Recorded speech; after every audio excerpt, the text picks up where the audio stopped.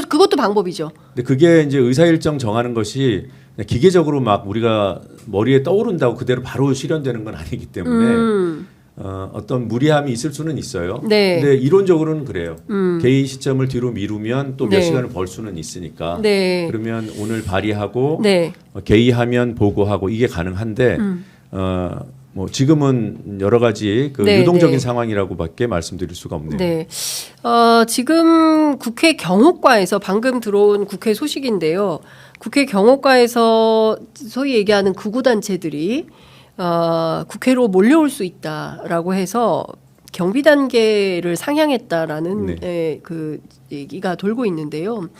실제로 이제 앞서 제가 말씀드린 대로 그 내란 소요 선동 목적의 이제 담화를 발표한 것이라고 한다면 이게 사실상 국민 대 국민, 시민 대 시민의 충돌을 야기해서 이걸 기화로 2차 계엄을 또 발동할 가능성이 있는 거 아니겠습니까? 그렇죠. 네. 네? 그게 어떤 목적이 있는 거 아닐까요? 그러니까 지난주 토요일 7일에 탄핵을 못 시킨 후과를 이렇게 국민들이 안고 있는 거예요. 한동훈 대표는 여기에 대해서 대국민 사과해야 돼요. 그리고 지금이라도 입장이 지금 바뀌고 있다면 네. 확실하게 바꿔야 됩니다.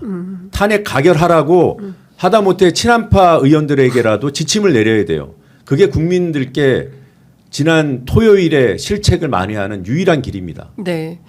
한동훈 대표 방금 전에 위헌 위법 비상계엄 사전에 미리 막지 못해서 죄송하다라는 그 정도는 입장을 안 된다는 거예요. 밝혔습니다. 지난 며칠 동안 국민들께 답답하게 해서 죄송하다 이 얘기도 했어요. 그걸로 부족하다니까요. 네.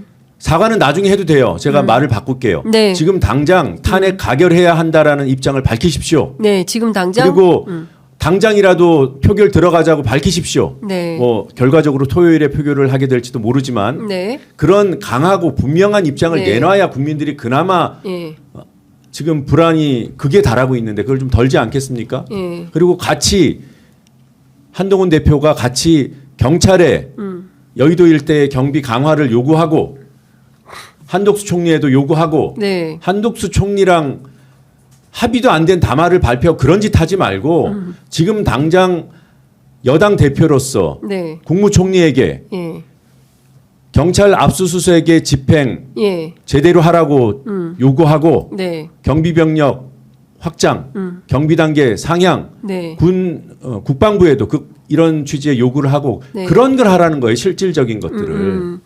그러니까 지금 어쨌든 굉장히 위중한 국민적 정말 그 피로도가 극대화되고 있는 이런 어려운 상황인데 그 윤이라는 사람과 친윤 정치인들 그리고 뭐 대통령실 검찰 일부는 여전히 이게 그 반전이 가능하다라고 믿고 있고 그 반전의 기회를 헌재법 51조로 삼고 있는 것이고 그래서 하야보다는 탄핵의 길이 우리가 그러니까 복권할 수 있는 길이 될 수 있다. 다시 살아올 수 있다. 이런 기대를 갖고 있는 상황이 되는 건데요.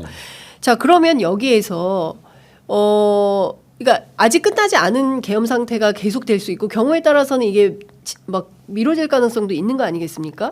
그러니까 이렇게 되면 국민적 불안이 더 커지는 건데 김건희 여사와 관련해서도 여러 가지 의혹들이 지금 계속 좀 나오는 것 같습니다.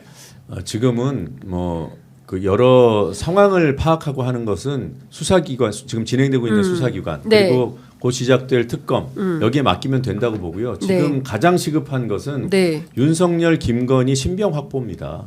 탄핵은 상수고요. 네. 탄핵은 당연히 뭐 내일이나 네. 모레나 반드시 탄핵을 가결시킨다라는 대전제가 성립돼야 돼요. 안 그러면 예. 한국 사회는 대혼란에 빠질 겁니다. 그래서 탄핵은 네. 상수고 예. 그러면 이와 거의 동시에 뭘 해야 되냐? 윤석열, 김건희 체포해야 돼요. 체포. 예.